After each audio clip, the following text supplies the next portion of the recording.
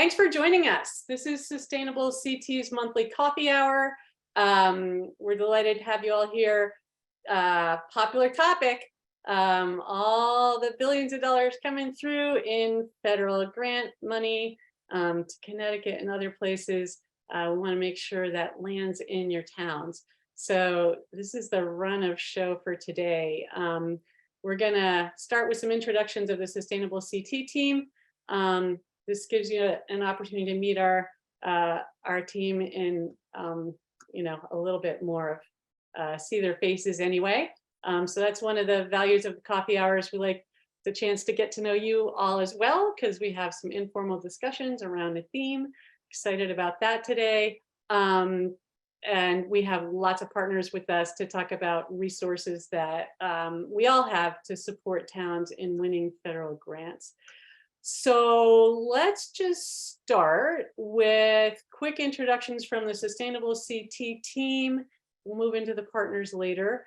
And my team, if anyone has a quick announcement about any news that's coming up, like fellows or certification results, feel free to pop in with that information when you introduce yourselves. So let's start with Jess. Morning, everyone. Thanks for joining us. My name is Jessica LeClaire. I'm a senior program director with Sustainable CT. And my announcement for you all, we will have fellows starting up in just a few weeks. So that first full week of June, expect them to contact you if you are a registered town, and feel free to keep them busy. And if you have any questions or want to talk about how you might work with a fellow, I'm happy to do chat via email, or if we want to set up a call beforehand, I'll put my email address in the chat. Good to see everyone. Thanks, Jess. Jim. Good morning, everybody. It's Jim Hunt. I'm the communications manager for Sustainable CT. As Lynn mentioned, the coffee hour is being recorded today, so everybody can view it later on if they need to, or if someone has missed being here today, they can catch up with it on our YouTube channel. You'll be able to find lots of things on that YouTube channel, including workshops and certification help and community match fund videos and newsletter previews.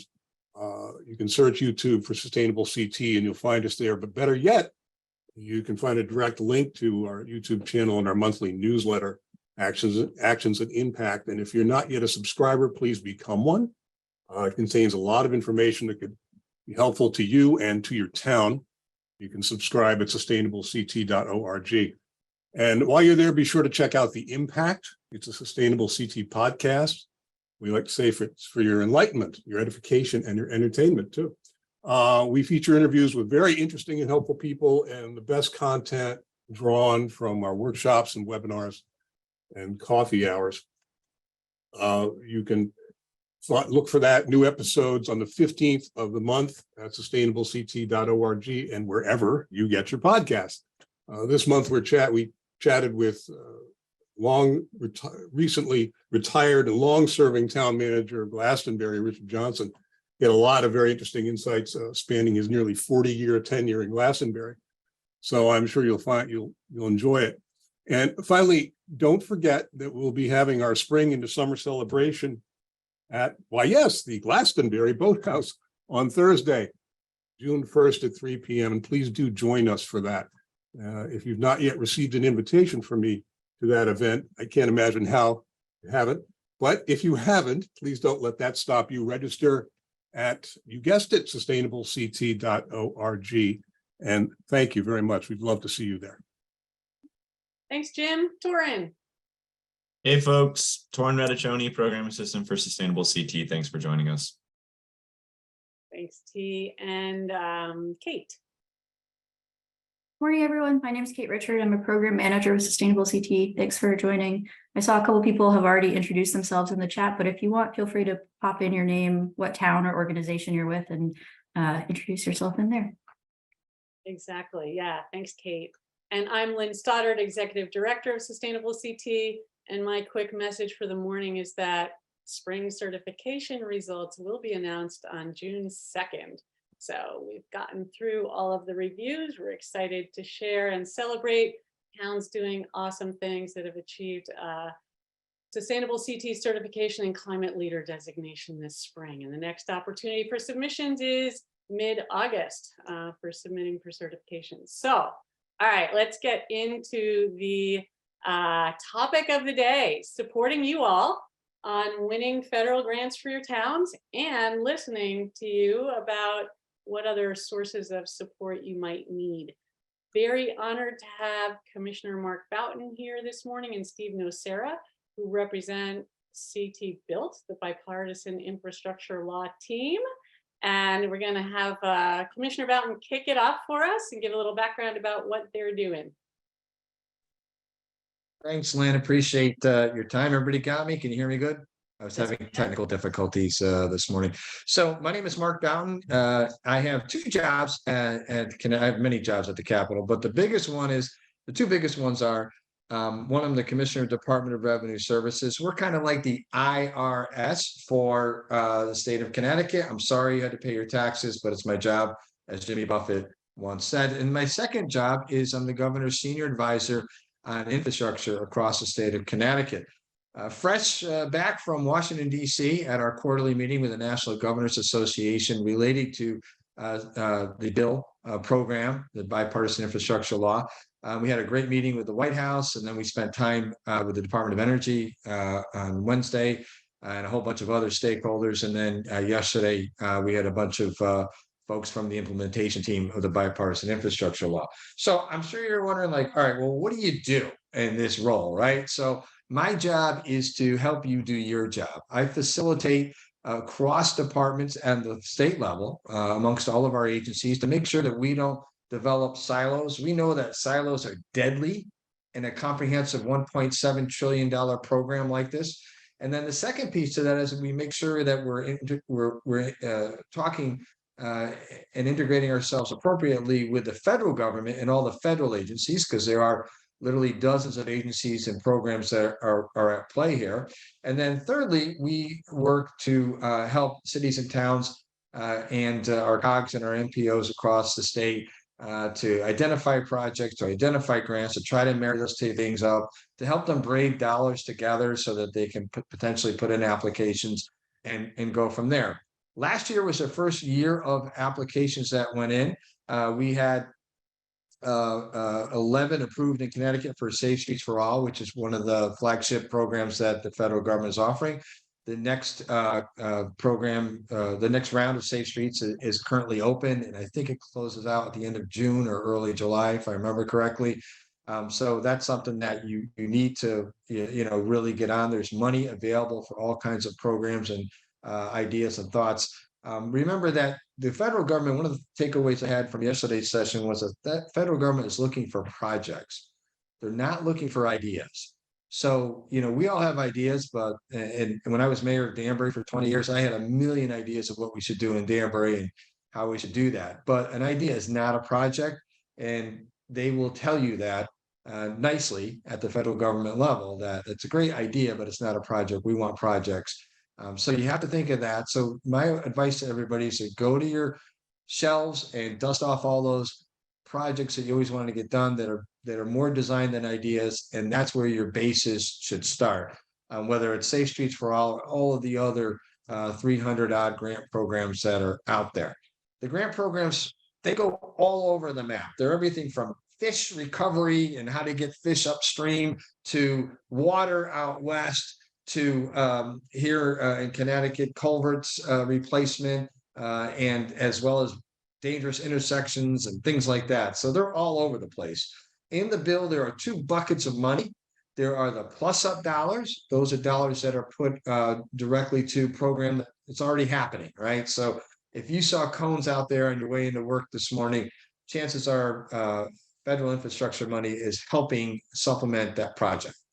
So that's one piece of it. And then the other piece is a competitive grant side. And of course, there's sustainability money. There's grid reliability money as far as the grid goes. There's a million different areas and projects and things that are happening. One of the things that Lynn mentioned, I think she just said it a few minutes ago, but if not, it was just prior to our start of the meeting, was the school bus program, right? So last year, there were districts that were able to get clean school bus programs replaced. That was a reimbursement program. This year, it's going to be a straight grant program. Plus this year, which is this program is going to roll out in July and August. This year, if you're a private company that contracts to to deliver students to your district, you now will be eligible for one of these grants. And that was the biggest problem we had in Connecticut. About 80% of our districts contract out with various private companies, and they weren't eligible to get these grants. This year you are. The federal government has recognized that that's a problem. By the way, that's an issue that we brought to the federal government, and they amended their guidance based on what we were seeing here in Connecticut. So those are the kinds of conversations we have. There's something else that also I picked up yesterday that keep it in mind. We're going to really dig into this, and I got to reach out to the person who's responsible. Lynn, I'm sorry if I'm talking too long, but I want you to know about this. In August, the federal DOT, or FHWA, whatever you want to call them, takes all the money that has not been awarded and puts it in a big pile. Last year, it was almost $1 billion.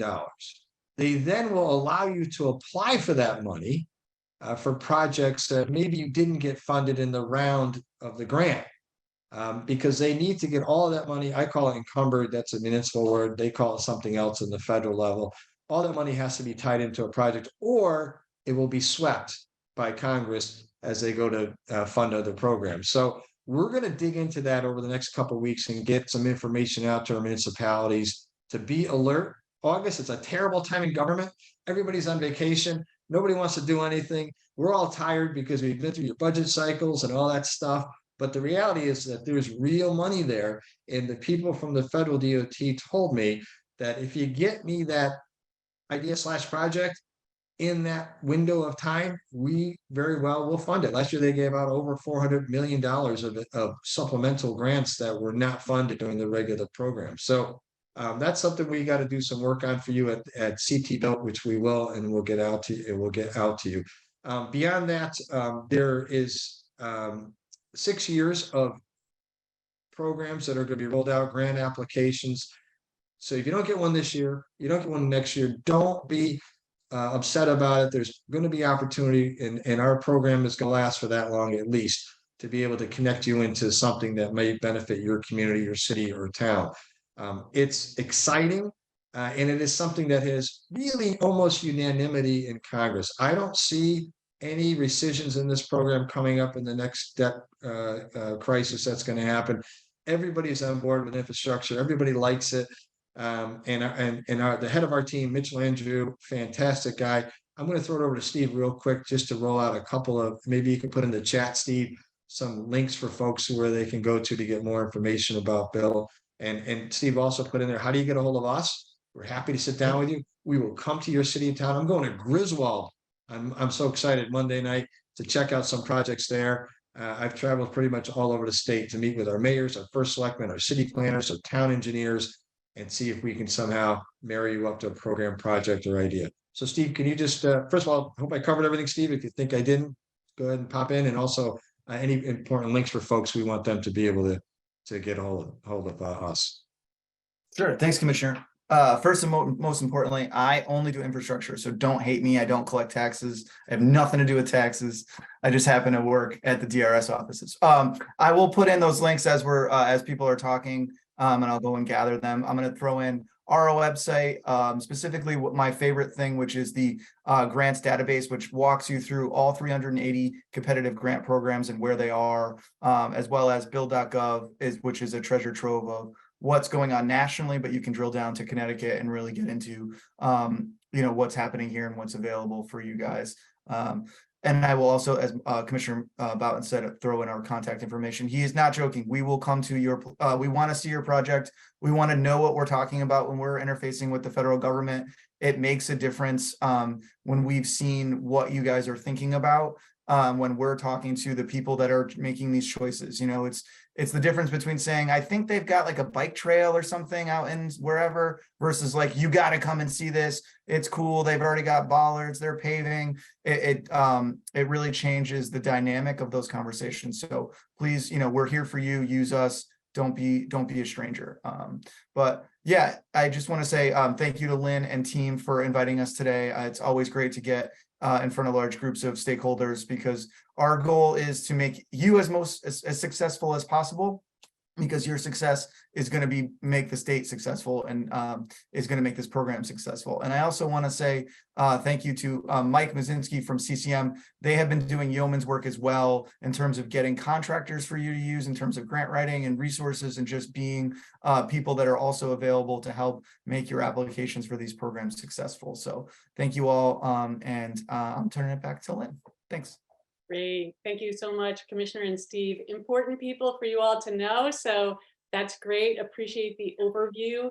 And now let's roll through some of the support resources from Sustainable CT and partners. So I'm just going to go very quickly on behalf of Sustainable CT and talk about a resource we have that we're really eager for towns to use.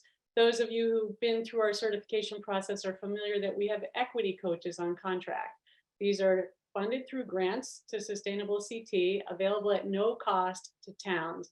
The equity coaches are in a perfect position to help you at the beginning of thinking about your project ideas. So maybe, as the commissioner said, dusting off some of those ideas you've had for your town over time, contact us, ask if you can connect with an equity coach, and the coach will help you navigate questions and thinking to make sure that you're including all members of your community and you're developing project ideas from the start that are supporting communities that have been overlooked in the past, that you're not creating inequity or exacerbating inequity by the projects you're thinking about. And the coaches, those of you who know, who've worked with them, it is exactly that. It's a coaching. They're not consultants. They're not going to write the grant. They're not going to tell you what to do. They're going to say, hey, have you ever thought of this? Have you talked to these people in your community? What people use these types of services? How can we help you connect with them? So again, no cost to you.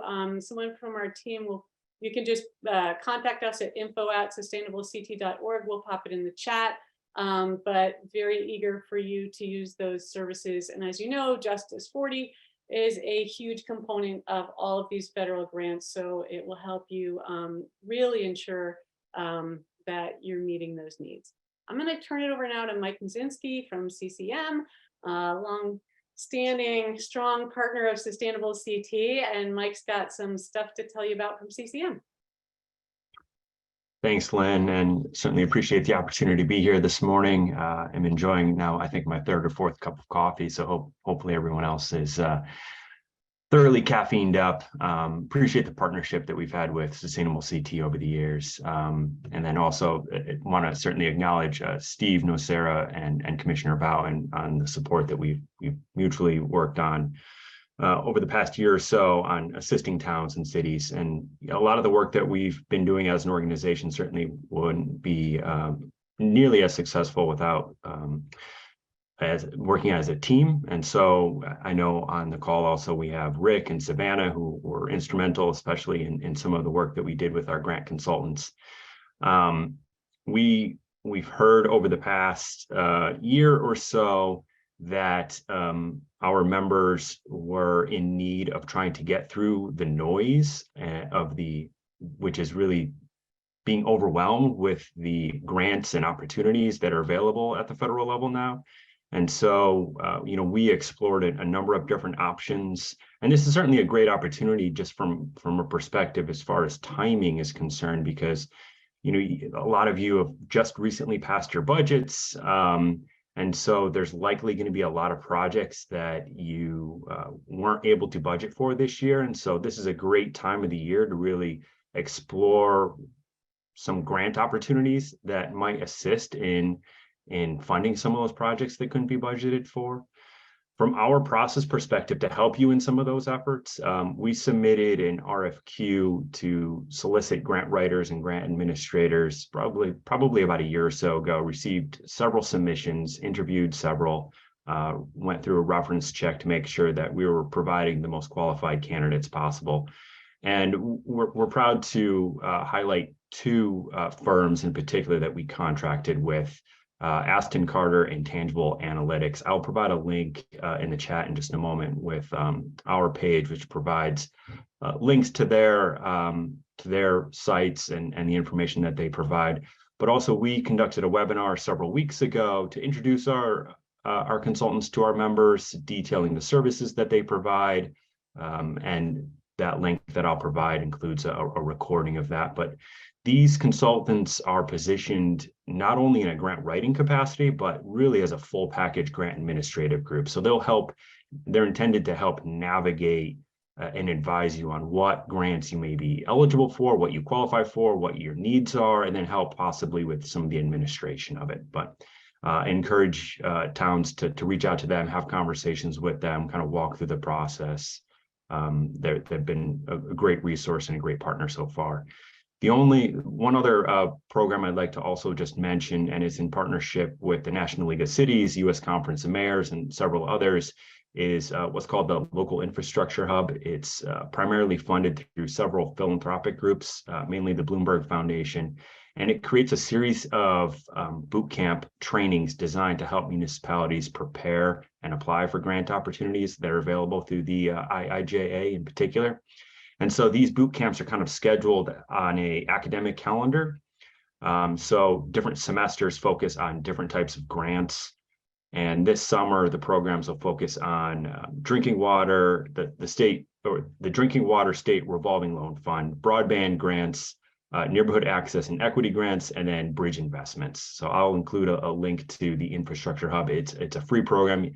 They are selective, so I encourage, if you're interested in applying as part of this training, an opportunity to do so soon, because they kind of cap out, and then you have to wait for the next semester to kind of pop up. So those are just two things that I just wanted to emphasize, and again, appreciate the opportunity to partner with everyone. Thanks so much, Mike. That's awesome. Great resources. And I think that's really helpful to have those pre-vetted grant writers and administrators, so the towns don't have to go through all that work. So thanks for bringing that. Next partner, Department of Energy and Environmental Protection, Paul Kritzler is with us. Paul, if you want to come off mute and video if possible. What have you got? Yeah, there we go. All right. Hey, Paul, Good morning. How are you doing? So I'm here just to get everybody to start thinking about electrifying school buses. There is a lot of money available for electrification of school buses through EPA right now. And this is not just something that's open right now, but I will talk about that very quickly. But EPA has basically $5 billion for electrification of school buses.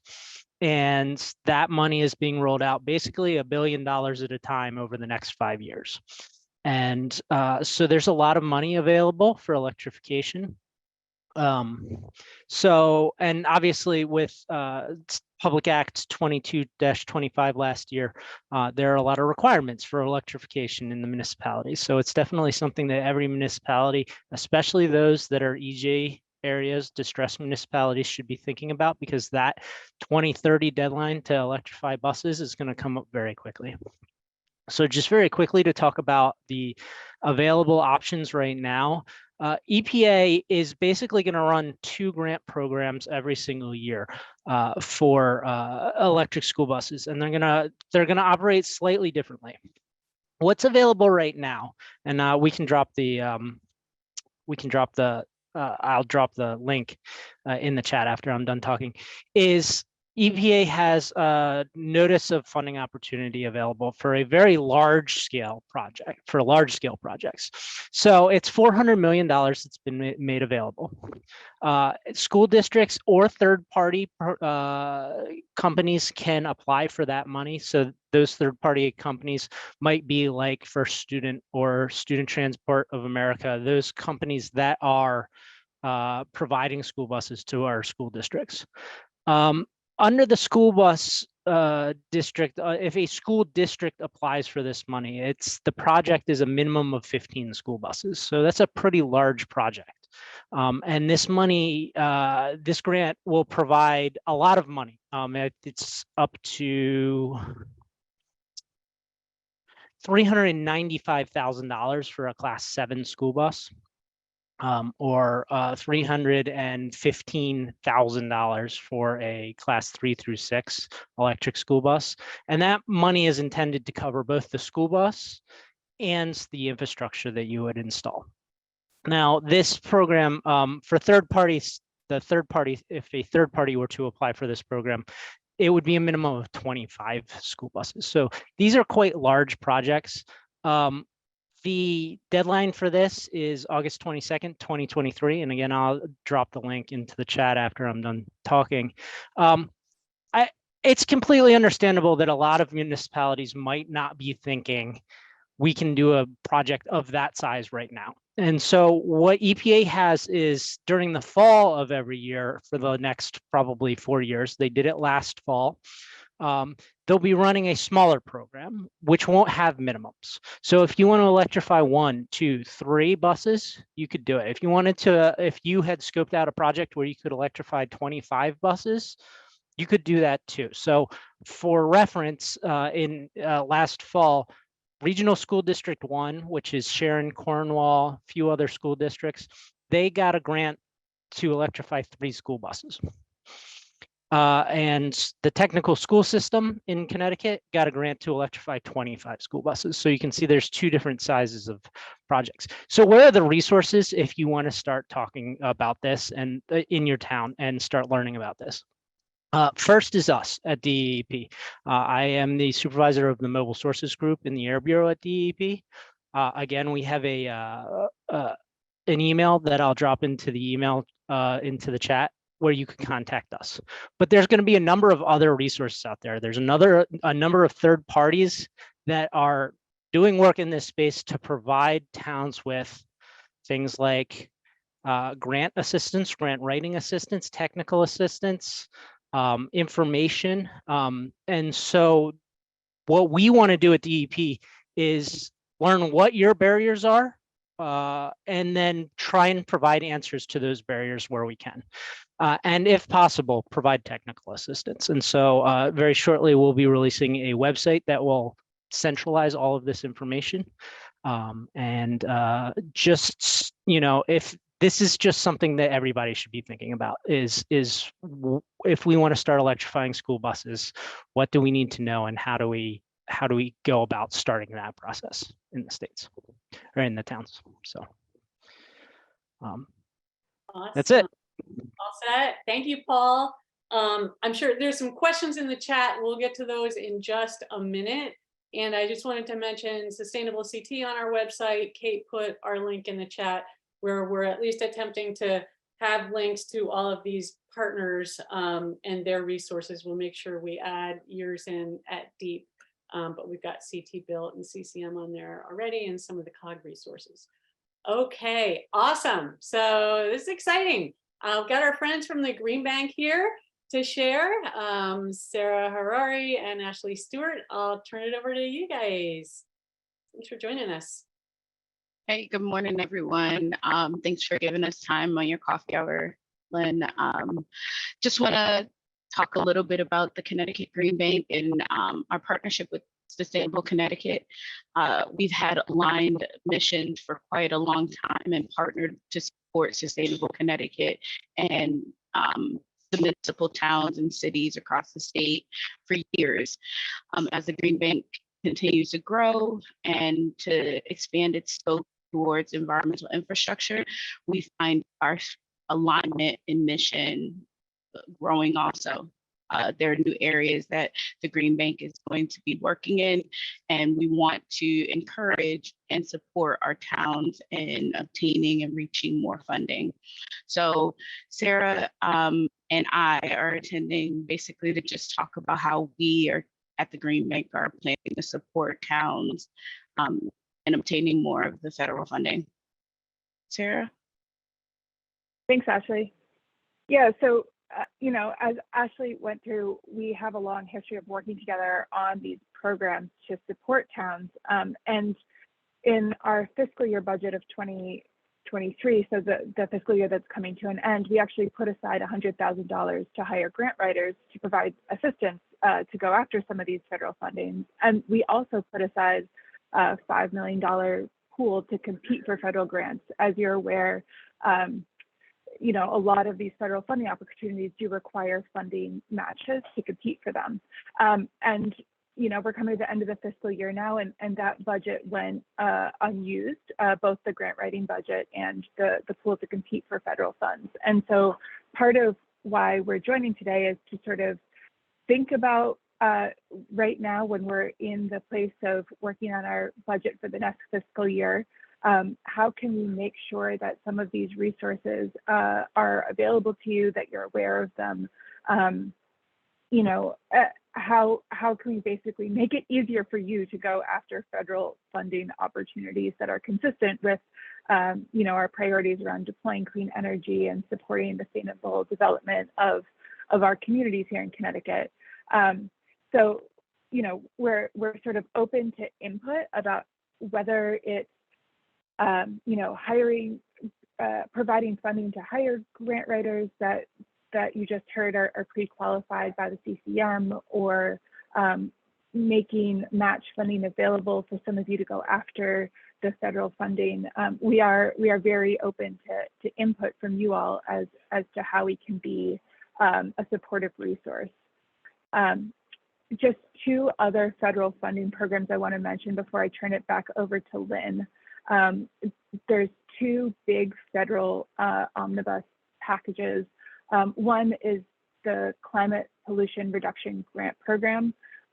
This is a planning, basically a tool to do climate planning at the state and local level. The state of Connecticut is receiving a formula grant to do this at a statewide level. We'll be working with all of the towns to do this, but then also they're going to be receiving $3 million of funding to do this climate planning program. But then metro areas will also be receiving, some metro areas will also be receiving funding to do this program. The COGs are leading on this, so hopefully those metro areas have already heard from them on this. The three in Connecticut that qualified based on population are the Hartford metro area, sort of the Bridgeport, Stamford, Norwalk area, and then the Worcester, Massachusetts metro area. So each of those communities will be receiving $1 million planning grant. And it's important to take these grants and run with them because it can unlock funding to do the implementation of the plan. So again, the COGs are leading on that. So hopefully you've heard from them. I will drop the information about that program into the chat. The second program I wanted to make sure that you're aware of is the Energy Efficiency and Conservation Block Grant Program. This is also formula allocation from the federal government. So there's 29 local governments in Connecticut that, again, based on population, have qualified. It's basically $75,000 to $150,000 per town, and it's a very flexible tool that you can use around pretty much anything that's considered clean energy. So renewables, energy efficiency, electrification of transportation, that is a very flexible bucket. You just need to raise your hand to the DOE and say, yes, we want the money to come to our town. Those communities that are not one of those 29, the state gets an allocation, and 60% of the state's allocation has to go out to local governments that aren't predefined as part of the population barrier. So the smaller communities will be getting funding from the state. So the state has reached out, or has put in that application on behalf of all of Connecticut, and will be working through the Department of Energy and Environmental Protection to distribute that out in the next year or so. So that funding is coming as well. And these are sort of just two examples of the federal funding packages that are out there that are the formula grants, but there's also a lot of competitive grants. And so really, to bring it back to the question I was asking at the top is, you know, how can we support you? What would be helpful in going after some of these federal funding opportunities? So Lynn, that's sort of what I came to say. So I'll turn it back over to you. Great. Thank you so much, Sarah and Ashley, and all the partners for sharing. Let's open it up. So one thing we want is really to hear what support would be valuable to your towns. You've heard some of the stuff that's out there. Also an opportunity to ask questions of any of the presenters or the folks on the Zoom. So we've got a lot of people, people from my team. Maybe you can help monitor the chat and invite any of those people to speak their question. Others, if you can, let's since it's well, feel free to come off mute or raise your hand in the chat, and we'll see how it goes. I ask you to be succinct with your questions and discussion. I'm sure there's a lot, so please keep it very succinct and start by introducing yourself and your town name so we get to know you a little bit. All right, so who've we got? Patrice, I think I saw you had a question in the chat. Will you be our first person to voice your question? Sure. Can you hear me? Yes, go ahead. Yeah, in a lot of towns in this area, I see big school buses going around the routes, you know, in the mornings and the evenings, and they're mostly empty. And, you know, I see some smaller buses for nearby special schools or religious schools, but I just wonder how many, you know, if electric school buses that have smaller capacities could be used, or are the full routes required by some law? I mean, are the big buses required by some law? Great, thank you for the question. As we find someone to answer it, can you just tell us, we know who you are, but not everyone does. Town you're from? Pardon? Yeah, go ahead. I'm Patrice Gillespie from Wilton Go Green and the Connecticut Energy Network. Hi, everybody. Okay, so Paul, maybe you know the answer to that question, I'm guessing? I don't know whether there's a law that would require the school districts to operate large vehicles. The grants that I mentioned do have, you can get a large school bus, like a large size school bus, or you can get smaller school buses. Okay. A lot of that is about right sizing for the school district. I know some school districts kind of hedge their bets because some years they have small amounts of kids and some years they have large amounts of kids. And so they don't want to get stuck with a small school bus if they need to move 40 students. And so that might be one of the reasons why. There's definitely technical assistance out there, fleet assistance, where school districts can go and fill out all of their fleet information and determine what buses are correct for them, and then what buses, electric options, would also fit that same use case. And so those are available out there, and I'll provide links to those. Thank you. I guess the Department of Education at the state level would be able to tell us if, you know, what requirements on, you know, the routes exist. Commissioner, you have any thoughts on that one? Yeah, put my mayor hat back on. So it's always a source of frustration for us. Typically, so there's an ebb and flow, as Paul alluded to, in bus ridership in this fall, because the 15-year-olds are not driving yet. You find, particularly at the high school level, you'll find buses that are more full. Middle school, obviously, they have no choice but to ride the bus or get driven by their parents. As they move through the school year, more kids turn 16 and they begin driving themselves, even if they can't have any other passengers in the car with them. So you'll see the buses empty out, and the kids learn to, you know, they end up pairing up or riding in with a friend, or parents may end up driving more. It's an issue, but it's really hard to gauge. And so the district's program for every child on that route, they have to make the assumption that every child on that route is going to use that bus every day. Because they are legally required to provide transportation to the school. So whether or not they take it or not is not a part of the calculus. Although I think in today's day and age, with all the algorithms and tools that we have, we could probably figure that out and be able to right size the buses and the routes in particular. But alas, we haven't figured out quite, and we're still stuck in sort of the 20th century instead of the 21st century. I will say too, quickly, I think Paul would agree, right now we're talking electric school buses, but you know, I converted Danbury over to propane about 4 years ago, which is also clean energy technology, and it's been fantastically popular. And you don't get all the large particulates coming out of the tailpipe from the diesel, and they're actually quieter and really popular, good in cold weather. That's been a big knock about electric. So there are other options, and there is a program that will fund non-electric conversion to clean energy buses. If they ever, hydrogen is another area, not now, but within the next 4 or 5 years may become a more viable alternative. Sorry, Paul, I just Yeah, get all no, excited about stuff. thank you. It's a good point about propane as well. That program I mentioned from EPA in all of its forms will also provide funding for propane buses as well. So if that's a direction a town wants to take, they can absolutely take that. Awesome, thank you. What else? What would be useful? What stumbling blocks do you have? What have you heard today that makes you think about resources? Let's see. Mary, you want to speak up? Mary Hogue? You got a question in the chat. There you go. I know I'm trying to get off mute.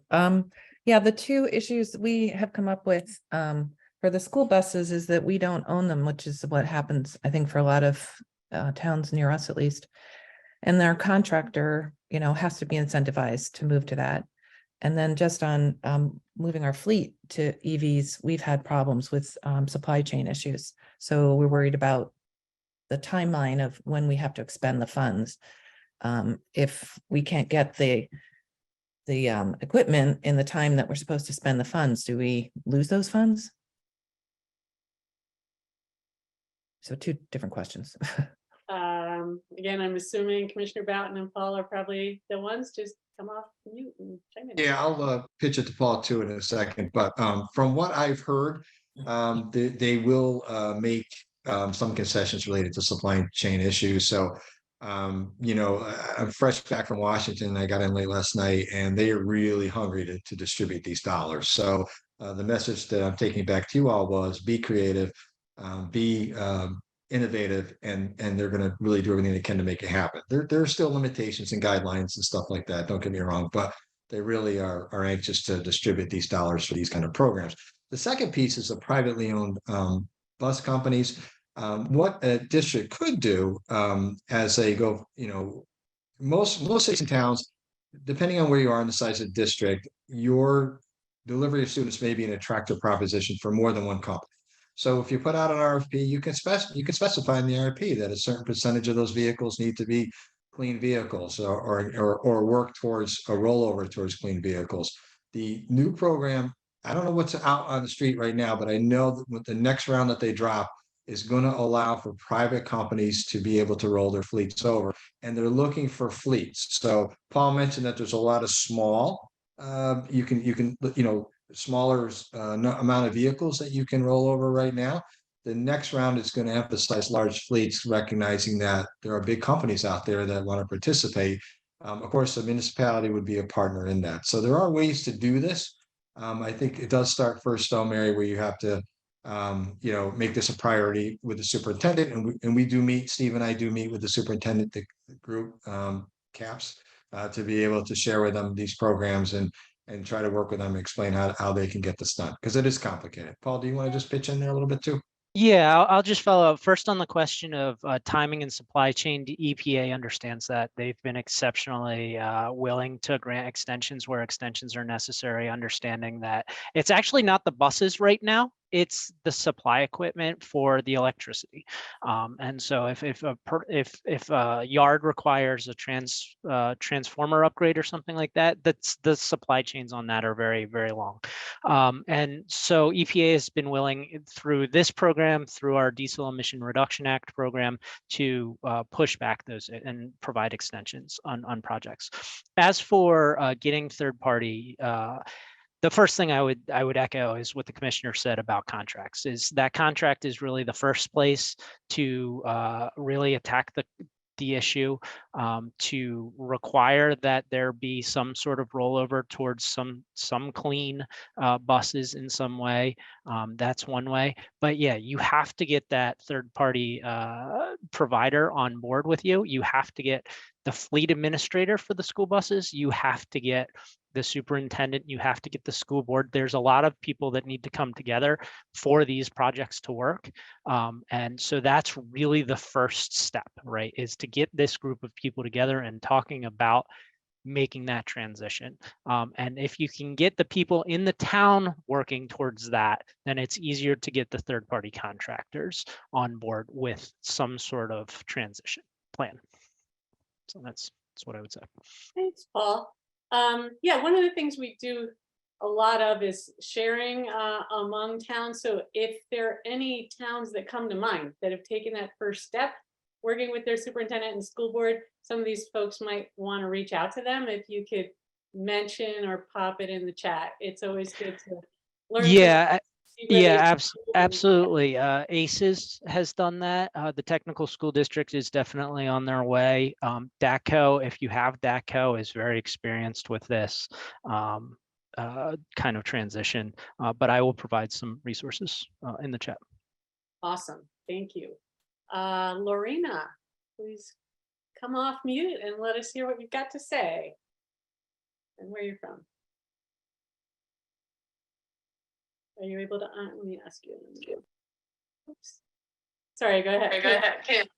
Thanks so much for this meeting and all the resources available in the chat. I really appreciate it. I am a resident in East Haven, Connecticut, and I like to follow environmental justice and air pollution issues. The biggest transformative issue we have here is Tweed Airport expansion. And our residents have just gone through submitting comments for a draft environmental assessment. But there's some breaks in the process because we are a small town. And at the municipal level, we don't have the grant writer in our staffing at town hall. So that presents an issue. And I've always brought it up to SCROG, is that we're not filling in the applications that we would actually get points for being a distressed municipality. So because we don't apply, we don't get. And then you see the newspaper, the regional papers, you'll see all the other towns get the money and we don't, because we're not even applying for the money. So anything that's sustainable CT and Commissioner Boughton, if you can tell Governor Lamont to come and pay us a visit, because we need a lot of help here, especially with air pollution. Right now, we're doing some citizen-led experiments where we have received non-for-profit and funding, so we can do our own air quality studies. And we want to present those to our congressional delegates and let them know that we need air quality monitoring in our schools. And we need to partner up so that, because all the flight paths and everything that's happening here. But we've gotten a lot of stumbles along the way, and it leads to the governor's office. Is that, you know, the path needs to be clear for EJ communities to apply for these funds in different ways. And we need more resources to apply, because if our town hall doesn't have the grant writer, and SCROG is actually one of the units of government that's getting a lot of climate change money that they need to spend quickly. And we should be the place to do all that spending in, because we get all the winds of pollution from Port Authority, from the winds in Pennsylvania with the trash, from the airport. And I've spoken to the East Shore Health District and Department of Public Health staff, and they want more air quality monitors throughout the shoreline. It's something that they've on their wish list, and now is the time to do it, because that EPA money also includes a $4 billion bucket just to do more environmental impacts in Connecticut. Thank you. Thanks, Lorena. Thank you so much. If I could just address that one quickly. Lorena, I've met with your mayor twice. The chief of staff or the governor have been down to meet with your mayor 3 times. That's 5 meetings with direct report into the governor. The governor has spoken to your mayor as well. There are a number of resources to be able to write grant. The CCM has recently hired 2 companies that can assist the administration writing grants. And we're available too. The BIL team's available too, in terms of what East Haven may qualify for to help them work their way through the process. But it has to start with the city or town. We can't, if there's not a willing partner and they don't want to do it, you know, we're going to go to another town or city that says, well, you know, we want that money, or we want to write that grant. So I would suggest you talk to your council people and encourage them to take advantage of a lot of the programs that are available. But I personally have sat in that office multiple times. So we've been there. So, and we understand some of the challenges. Absolutely. I do that at town council and I know what our budget looks like. And I would appreciate if I could reach out to you and set up a meeting of residents, because we have thousands of letters submitted already that of all the environmental impacts. And for our town, we actually are worse off than we were last year. We were 25 on the DEP defined list of distressed municipalities. Now we're 17. That's not a good list to be on. And there's a huge jump from 25 to 17. So I need to reverse it. Thank you. Thanks for the work you're doing in East Haven, Lorena. Great. Okay, Catherine in Glastonbury, you put a message in the chat. Would you like to ask that? Sure. Hi, it's Catherine Paquette with the town of Glastonbury. Similar to what she was just saying, we've looked for lots of grants for different projects that we've been working on, and just because town is not a distressed community, we're not eligible for a lot of the funding. So if there was a resource that could look to distressed communities or other communities that kind of have similar projects and help connect us, so that we can either look to do something regionally or shared or something where we would then have access to that funding and it would help both parties like that, I think that would be really helpful. Yeah, Catherine, I'll chime in and others can as well. We're happy to help do some of that regional and multi-town matchmaking. Obviously, Capital Region Council of Governments is certainly there to help you. You could reach out to Matt Hart or Kyle Shield, I'm sure, and we can, I'm sure you have their contact information, but if not, we can help you. Yeah, I think that element of towns finding each other to kind of make a more impactful and a more enticing proposal for the funders is an important one. CCM, I'm sure, can help with that as well, and DEEP. So any of you who are thinking, maybe we're in a regional school district, or maybe there's a less formal opportunity for multi-town collaboration on these grants, I'm sure Stephen and the commissioner as well, any of us would be happy to help in any way we can. And again, I'll just mention for the EJ aspect of things, our equity coaches are available for some support in helping you think through that. Anyone else want to chime in on that? So we've got a few minutes left. I haven't heard as much as I thought we'd hear on what do you really need? And some of you are residents on sustainability teams or staff that aren't maybe tasked with the responsibility of grant writing. But you've heard today, vetted grant writers out there, some grant writing money possibly available from the Green Bank, equity coaches, other support in bouncing off ideas from many of us.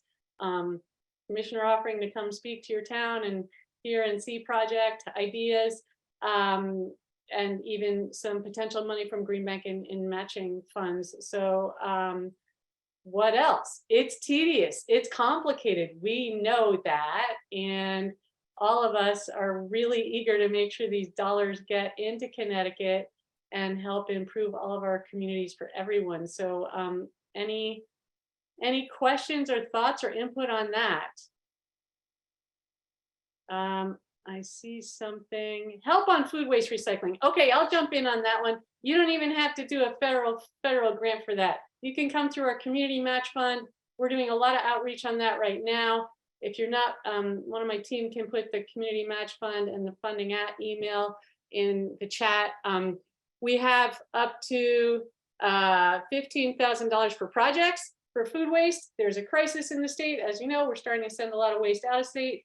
Food waste can easily be diverted, composted, used for people in some cases who have food insecurity from restaurants and supermarkets. We have examples of all these things in our community match fund.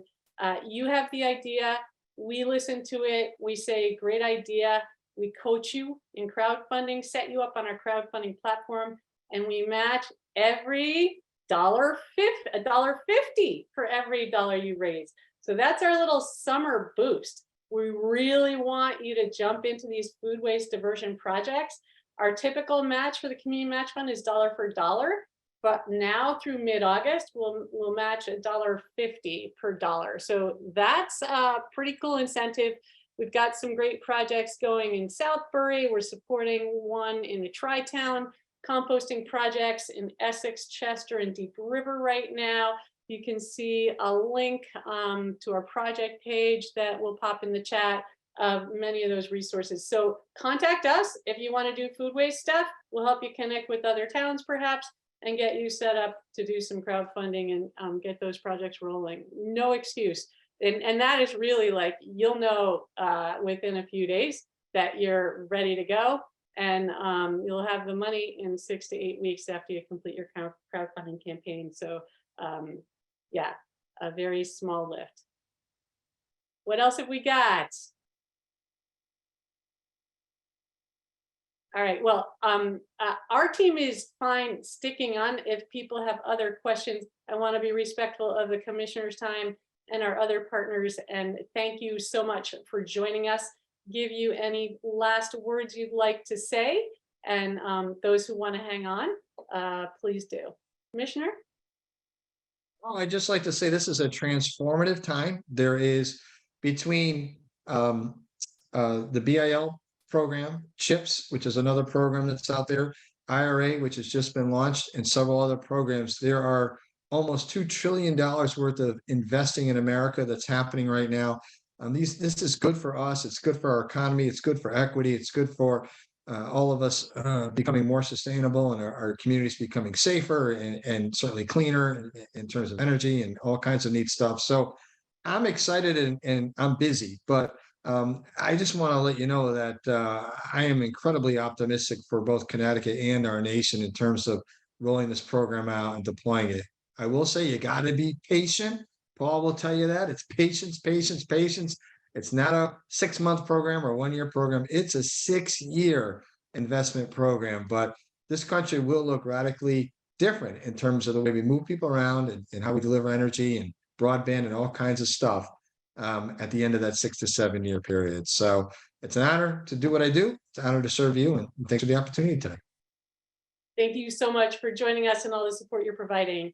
Any other partners want to chime in? And again, we'll, others of us will stay on. Okay, well, thank you, Commissioner Boughton, Steve, Mike, Paul, Ashley, and Sarah. And yeah, feel free to move on with your days, or we'll just hang out a little while if there's any help we can provide with the Sustainable CT team.